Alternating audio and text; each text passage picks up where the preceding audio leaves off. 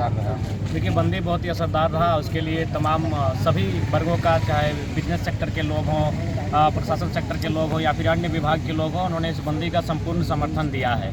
भले वह सरकारी पदों पर कार्यरत है, लेकिन उनको भी आभास है अगर आज इस नियोजन नीति का विरोध नहीं किया जाता है तो उनकी भी आने वाली पीढ़ी को पंगु बना दी जाएगी।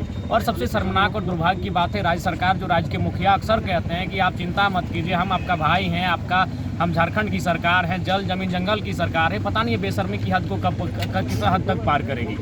वकील की बहाली आती है, बाहरियों को बांट दी जाती है। इंजीनियर की बहाली आती है, बाहरियों को बांट दी जाती है। एग्रीकल्चर डिपार्टमेंट की बहाली आती है, बाहरियों को बांट दी जाती है। शिक्षकों की बहाली आती है, 3600 में 1200 से 1400 बाहरियों को बांट दी जाती है। तो किस हिसाब से आप बोलते हैं कि हम झारखंड की सरकार है, हम पे भरोसा कीजिए। कब जब सारी नौकरियां बिक जाएंगी, जब सारे कोयला के खदान खनिज संपदाओं से बाहर हो जाएंगे, तब आप आभास दिलाएंगे कि हम झारखंड की सरकार है। तो अतः हमारा मानना है कि आज झारखंड के तमाम वर्गों को, झारखंड के तमाम लोगों को झारखंड के हितार्थ के लिए, अपने आने वाले बच्चों के भविष्य के लिए आज सड़कों पर आना होगा और आंदोलन के माध्यम से अपनी आवाज़ को, अपनी एकता को, एकजुटता को परिचय देना ही होगा। ये बंदी है पूरे झारखंड में है या फिर दूसरों में ही है? यहाँ से कुछ दूरी पर मार्च पिछड़ी चले जाइए। कि एनएच जो है वो सेंट्रल का विषय होता है, एनएच को छोड़कर बाकी जगहें बंद है। और उसके बाद हर जगह जो हमारे साथी हैं वो कंटिन्यू लोगों से मैंने सहयोग की अपेक्षा कर रहे हैं, अपील कर रहे हैं। लोग सहयोग कर रहे हैं, वो अपने स्वेच्छा से दुकानें बंद कर रहे हैं, किसी प्रकार का कोई दबाव नहीं। बस उनसे एक नैतिक समर्थन मांगा जा रहा है कि आज जो हम लड़ाई लड़ रहे हैं उसमें कहीं ना कहीं आपका भी भविष्य जुड़ा है। तो कुल मिलाकर बंदी असरदार रही है।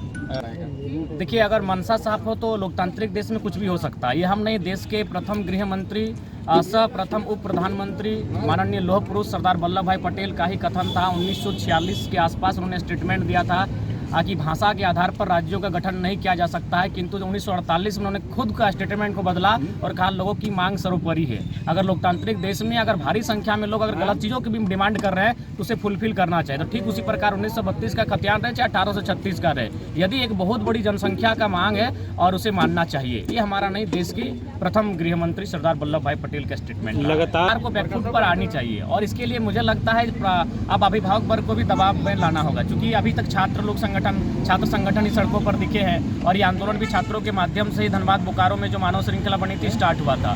तो अभिभावकों को भी हम समर्थन करना होगा, उन्हें भी नैतिक समर्थन करना होगा, क्योंकि अब ये लड़ाई कुल मिलाकर हर वर्ग को प्रभावित करेगी। आप मजाक के रूप में नहीं ले सकते, इसे आपको इन फ्यूचर के रूप में देखना होगा कि किस पर। अरे भाई, 3600 में अगर 600 लोग बाहर के आते तो सर चलिए भाई उतना परसेंटेज आ सकता है, 10% 15% तक आप ले सकते थे। आप लगभग 50-50 बाहर के लोग आ रहे हैं। 1400 लोग, जैसे कि जानकारी मिल रही है चैनल के माध्यम से, सर्वे के माध्यम से 1400 से 1500 लोग अगर बाहर के लोग यहाँ 3600 में आके नौकरी करेंगे। अभी सरकारी गवर्नमेंट टीचर का पब्लिक प्रोसिक्यूटर उससे एक सप्ताह पहले आया, उसमें भी लगभग 50% लोग बाहर के हैं। तो फिर ये राज्य क्यों बना था, यही सवाल है। इसमें बाहरी भीतर कोई सवाल ही नहीं है। तेलंगाना अलग राज्य बनता है, आर्टिकल 371D के अनुसार राज्य की नौकरियों को रिजर्व कर लेता है। कर्नाटक में विशेष प्रावधान के तहत राज्य की जो 3rd और 4th ग्रेड की नौकरियां हैं वो 7% रिजर्व कर ली जाती है। तो फिर झारखंड को क्या समस्या हो रही है? अगर समस्या है तो उनका निराकरण करें। जब तक राज्य का मतलब होता है उस युवाओं को मजबूत रखना, राज्य के उस युवाओं के सपनों को साकार करना। आज देखिए हमारे युवा हजारीबाग, रांची, आपका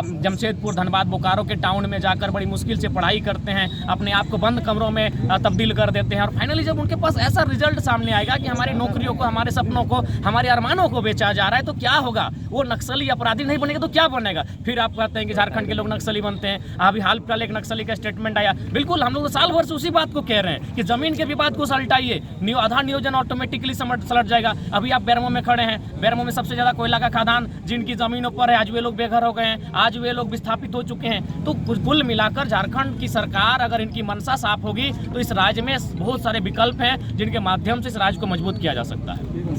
अब उसमें अगर मान के चलिए कोई त्रुटि आती है तो फिर से उसको पुनः समीक्षा के माध्यम से फिर से भेजा जाए। जब तक नीति नहीं बन जाती है तब तक प्रयास करना चाहिए। और तमाम तमिलनाडु की सरकारों से आप सब लिख सकते हैं, अगर कोई नीति राज्यपाल से वापस होती है, पुनः वह समीक्षा करते हुए, संशोधन करते हुए भेजती है। जब तक आपका जो उद्देश्य है, जो आपका मकसद है, आप जिस नीति को स्थापित करना चाहते हैं वो जब तक परिपूर्ण नहीं होगी तब तक आपको प्रयास करना होगा। बैरमो के जो विधायक, ठीक है, अच्छी बात है, उनका हम स्वागत करते हैं, लेकिन हम स्पष्ट करना चाहेंगे कि हम अनूप सिंह जो व्यक्ति हैं उनसे हमारा कोई विरोधाभास नहीं है। अनूप सिंह जो विधायक है उनसे हमारा विरोधाभास है। इस बात को क्लियर रखिएगा। अनूप सिंह अच्छा व्यक्तित्व हो सकता है, देखने में उनकी पर्सनैलिटी भी अच्छी है, अच्छी बात है, लेकिन जो विधायक के रूप में अनूप सिंह जानते हैं उनसे हमारी शिकायत है, क्योंकि जैसा कि सुन पा रहे हैं यहाँ कोयला के खदानों में उनका कब्जा है, RTI निकाल के हम लोग रखे हैं, कहाँ कहाँ उनका अकाउंट है, ये सारी चीज़ें हम लोग पब्लिकली कर देंगे। 2024 से पहले पब्लिक करेंगे। और उनकी ही नहीं, झारखंड के तमाम 81 विधायक, 14 सांसद और पूर्व जो रहे हैं उनकी भी प्रॉपर्टी को हम लोग पब्लिकली करने जा रहे हैं RTI के माध्यम से। तो हमें उस अनूप सिंह से शिकायत है जो यहाँ कभी एक मजदूर के रूप में उनके पूर्वज आए थे, और आज वो करोड़ों की संपत्ति एक दिन में एकत्रित करते हैं, जबकि उसी क्षण हमारे लोग भूख से, प्यास से और प्रदूषण का मार झेलते हैं, विस्थापित का दर्द झेलते हैं, अच्छी शिक्षा, अच्छा स्वास्थ्य नहीं मिल पाता है, और वह व्यक्ति एक दिन में करोड़ों की संपत्ति जमा करता है। तो उस अनूप सिंह से हमें शिकायत है और आजीवन रहेगी। अभी आंदोलन कब तक? 81 के 81 विधायक RTI है। समय का, चूंकि हम अनूप सिंह के क्षेत्र में खड़े हैं, जाहिर सी बात है अनूप सिंह के बारे में लेकर सवाल करेंगे तो पुनः कहेंगे अनूप सिंह एक अच्छे व्यक्तित्व हो सकते हैं, दिखने में सुंदर हैं, अच्छा शरीर है उनका, उस अनूप सिंह से हमारी कोई शिकायत नहीं है। लेकिन अनूप सिंह जो विधायक बन के गए हैं उनसे हमारी शिकायत है। आंदोलन जब तक बदलाव नहीं होगा, और मैं स्पष्ट कहना चाहूंगा, क्योंकि आज यहाँ निर्मल दा की प्रतिमा भी लगी है, उस शौर्यवीर की प्रतिमा के स्थल से हम कहना चाहेंगे हम लोग 2024 में राजनीतिक विकल्प की ओर बढ़ेंगे, और नहीं 24 में हम लोग लोगों से वोट मांगेंगे, 25 में हर घर से एक बेटा मांगेंगे और झुमरा की पहाड़ में सरकार बनाएंगे। जैसा कि मेरा मानना है कि डुमरी विधानसभा अक्टूबर के आसपास चुनाव होगा, और फिर जैसे 6 महीना के बाद, कुछ महीनों के बाद आपका लोकसभा आ जाएगा, तो मुझे लगता है कि डुमरी जो विधानसभा का उपचुनाव होगा उसमें हम लोग की ज़्यादा कोई माने इंटर्नशिप नहीं होगी, और हम लोग फ्रेश होकर 2024 में जो भी करेंगे 2024 में फ्रेश करेंगे। आप कहाँ चुनाव लड़िएगा? वो जनता तय करेगी, क्योंकि हमको नहीं लगता है कि मेरा इतना सामर्थ्य है कि हम कहीं से चुनाव लड़ सकें। उसके बाद जनता तय करेगी, और सबसे बेहतर तो तय करेगी मीडियागण। लोकतंत्र के चौथे स्तंभ का आप भी चिड़चिड़ाई धूप में जनता की समस्याओं को रखने के लिए आए हैं, आपका भी आभार करते हैं। और लोकतंत्र का चौथा स्तंभ तय करेगा कि जयराम महतो चुनाव लड़ने में सामर्थ्य रखता है कि नहीं। आप सर्वे बनाकर हमको दीजिएगा, वहीं से लड़ेंगे। जयराम महतो हम भी प्रयास करेंगे। 81 सीट पर या सिर्फ एक? नहीं, अगर लड़ेंगे तो साथियों के साथ लड़ेंगे, अकेले हम नहीं आए हैं, सामूहिकता के साथ आए हैं, लोगों के मेहनत के साथ हम आए हैं, तो हम सबके साथ मिलकर लड़ेंगे। कहीं ना दल का नाम क्या होगा? कोशिश करेंगे कि राज तो मिला है, इस बार स्वराज नाम से लड़ेंगे। कहीं ना कहीं इस बात की पूरी तरह से चर्चा है कि जयराम महतो शुरू से ही राजनीतिक में आना चाहते थे, और ये खतियानी आंदोलन को लेकर वो राजनीतिक में आए ताकि लोगों के बीच में उसकी अच्छी पैठ बन सके। नहीं, ये गलत इन्फॉर्मेशन है। आज किसी भी अगर आप पॉलिटिकल लीडर का रिपोर्ट को खंगालिएगा, हम नाम नहीं लेंगे, तो उसका पता चलेगा कि कोई कोयला चोरी करता था, कोई बालू चोरी करता था, कोई मैंने रेल का पटरी का लोहा चोरी करता था, कोई बिजली का तार चोरी करता था। आप ग्राउंड रिपोर्ट निकाल लीजिए, और मेरा ग्राउंड रिपोर्ट निकालिए। 10 तारीख को हम हाईलाइट हुए, हम 6 तारीख को लोगों को फार्मूला बता रहे थे DAP हाई स्कूल में कि 19 देश में जो कर्क रेखा छूती है उसका एक शॉर्ट फार्मूला बता रहे हैं, हम पढ़ा रहे थे। मेरा यही बैकग्राउंड है, तो पॉलिटिक्स से मेरा कोई बैकग्राउंड, हम PhD के स्टूडेंट है। मेरा ख्वाब था प्रोफेसर बनने का, कि हम PhD करें, एक अच्छा प्रोफेसर बने, लेक्चरर बने, और कुछ किताबें लिखें, क्योंकि हमें लिखना अच्छा लगता है, पढ़ना अच्छा लगता है, और कविताएं तो बहुत अच्छी लिखते हैं। तो फिलहाल सारा स्टॉप हो चुका है, ऐसा कोई महत्वाकांक्षा नहीं है। और कैसे सोचेंगे, अभी बताइए हम कैसे सोच सकते हैं ना। मेरे घर से कोई वार्ड सदस्य नहीं है, तो यहाँ तो लोग विधायक बनाने का ख्वाब दिखा रहे हैं। प्रोफेशनल चेंज क्यों कर दिए आप? देखिए, मेरा मानना है कि जब राज्य की, अगर आप नेताजी सुभाष चंद्र बोस की बात करें तो वो भी ICS का एग्जाम पास कर चुके थे। जैसे आज IAS IPS होता है, उस समय ICS था, यानी इंडियन सिविल सर्विस। उस एग्जाम को नेताजी पास कर चुके थे, यानी जाहिर सी बात है वो किसी राज्य मान क्षेत्र का मजिस्ट्रेट या कलेक्टर जो आज का है वो बन के आते हैं। लेकिन जब राज्य और देश पर विपदा आई, उन्होंने उस नौकरी का त्याग किया और देश के हितार्थ के लिए कूद पड़े। आप अन्य लोगों का भी, बाल गंगाधर तिलक से भी किसी ने पूछा था आप क्या करते, बोला हम तो गणित के टीचर हैं। बोला आज़ादी मिलेगी क्या करेंगे, हम गणित पढ़ाएंगे।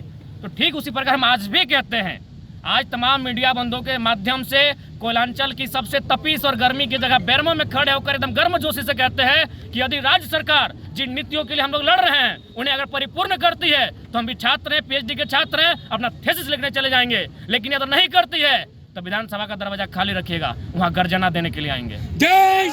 देखिए, सबसे पहली बात कि वर्तमान नेताओं के नेतृत्व क्यों नहीं बन रही, आपको लॉजिकली बताते हैं। माननीय मुख्यमंत्री श्री हेमंत सोरेन ने एक स्टेटमेंट दिया कि अगर केंद्र हमारे जो समस्याओं का निराकरण नहीं करती है तो हम यहाँ से कोयला तो दूर की बात है, ढेला नहीं जाने देंगे। ये एक झारखंडी होने के नाते, उनका विपक्ष होने के बावजूद सबने समर्थन किया कि नहीं, मुख्यमंत्री ने बहुत शानदार जवाब दिया है केंद्र को कि यहाँ से ढेला नहीं जाएगा। उन्होंने जैसे ही बयान दिया कि ढेला नहीं जाएगा, दूसरे दिन तीसरे दिन उनका ED का छापा पड़ा। क्यों पता है? कहीं ना कहीं मुख्यमंत्री दोषी हैं। आज अगर CNT की बात आती है, CNT का मतलब एक आदिवासी का ही जमीन खरीदेगा। अभी थाना क्षेत्र में मुख्यमंत्री रांची में भी है, गुमला में भी है और गोविंदपुर में भी जमीन है, हमको लगता है बोकारो में भी जमीन है। तो सबसे पहले वो खुद फंसे हुए हैं, इसलिए हम लोग निराकरण करने में सक्षम रहेंगे कि ये जितने भी युवा जो विधानसभा में जाएंगे सबसे पहले उनको यही कहेंगे कि किसी भी प्रकार का भ्रष्टाचार में ना फंसे। आज हेमंत बाबू रहे, बाबूलाल जी रहे या सुदेश बाबू रहे, उनका कहीं ना कहीं अंदर अवैध संपत्ति है, जिस कारण आज BJP उनको अपने चुंगल में रखी है।